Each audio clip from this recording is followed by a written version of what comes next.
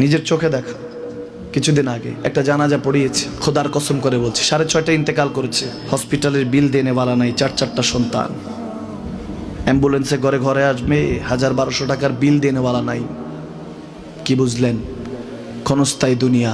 মুমিনের কম থাকলেও আমি বলি, কেউ যদি এসে বলে হুজুর একটু দোয়া করেন, খুব পেরেশানিতে আছি, আমি তার হাত চুমু খেয়ে বলি তোমাকে মোবারকবাদ, আল্লাহ তোমাকে ভালোবাসে। পেরেশানি তো মালিক দেয়, এই জন্য এটা রহমত মুমিনের জন্য। পেরেশানি দেয় যখন ফেরেশতারা বলে আল্লাহ চাইতেছে টাকা পয়সা চাইতেছে, বলে এটা কি? বলে ফাসেক, দে বিদায় কর, বিদায় কর।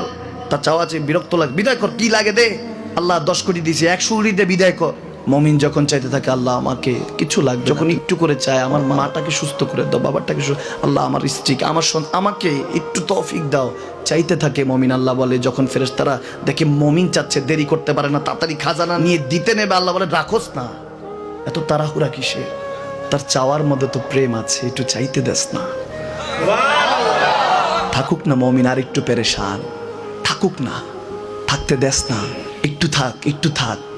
পেরেশানিতে রেখে আল্লাহ মজা নেয়, মহব্বত নেয়, মুমিনের অন্তর থেকে খুশবু নেয়।